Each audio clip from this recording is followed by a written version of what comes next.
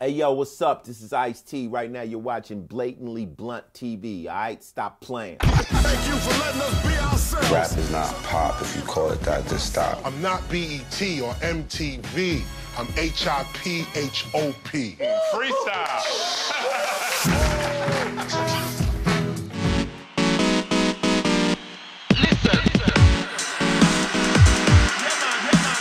Nick from Blatantly Blunt, pleasure to meet you guys. Thank How you. doing? All right. How you finding London?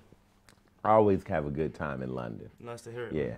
So with this movie, who did you have in mind when you were making it? Like what kind of audience, ideally, were the people that you wanted to reach out to? Everybody.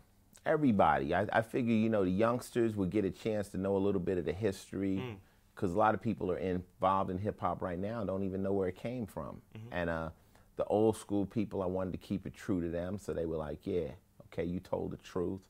People who thought they may not like hip-hop, maybe give them a better understanding of who we are. For sure.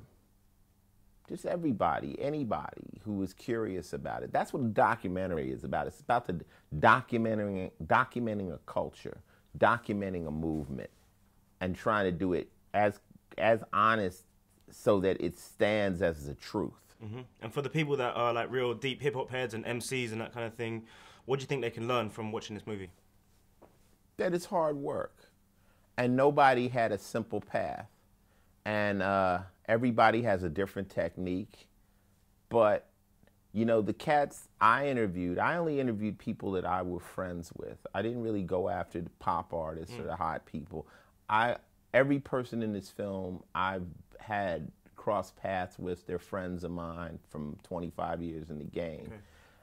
And they're all intelligent cats. I've been on tour with all of them, and I know them. So I just wanted to give them a chance to speak. You know, when I called them, I said, look, I'm not going to ask you about the money, the cars, the jewelry, the beef, just about the craft. And everybody was like, nobody even asks us questions like that. Yeah, yeah. And so that was fun for them to do this film. And what did you find were the most challenging aspects of making this movie? Just logistics. Okay. Logistics. The camera crew comes from London, Jolly Good Films, Paul Toogood and Andy Bay, but they came.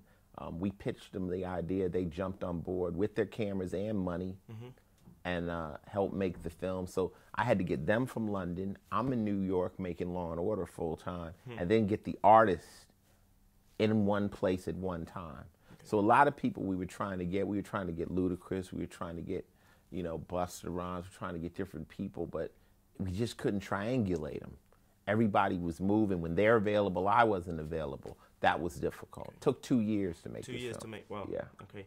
And if you were to make a sequel of this movie, if you got the budget to do that, etc., what kind of aspects of the culture would you like to touch on, which you didn't get a chance to do so in this one? Well, if I was going to do a sequel, I think the sequel would be the Southern rap movement. Yeah. And, you know, which happened after the West Coast broke. You know, when I was rapping from the West Coast, they had the Ghetto Boys, you had Master P, and you had Luke, who were breaking out in 3 different parts across the South. Those are the people who started the Southern hip-hop movement. And, you know, there were a few other people. Then you have the Northern California. But, you know, my thing is I'm not going to do that next movie. That's somebody else's job. There could be a film on UK hip-hop. You know, I signed Hijack back in the days over here. So, I mean, I know they've been rapping over here, and great rappers. But, you know, this is just the first brick. And this movie, when I shot it, ended up with a 6-hour edit.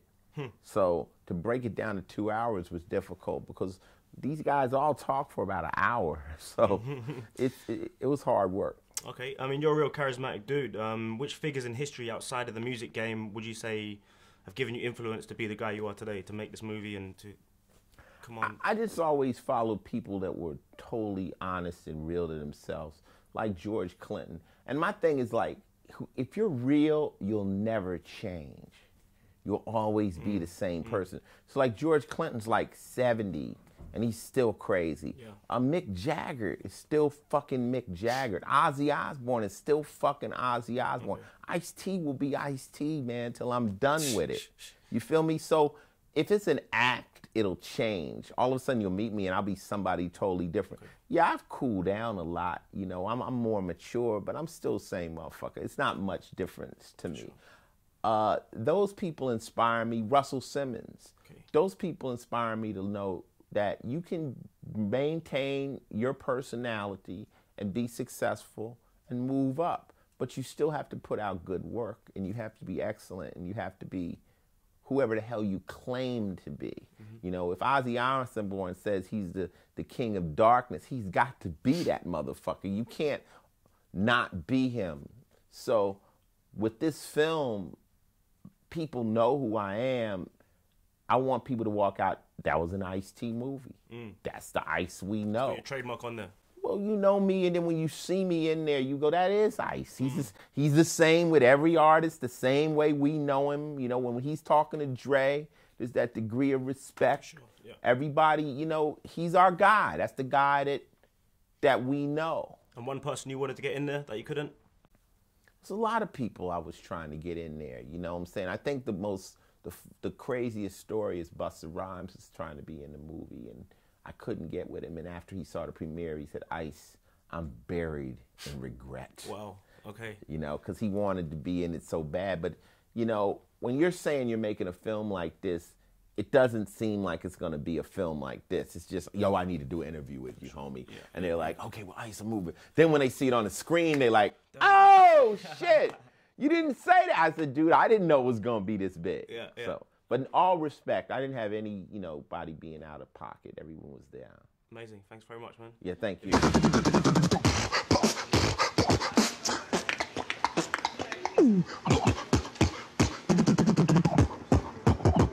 Hip hop.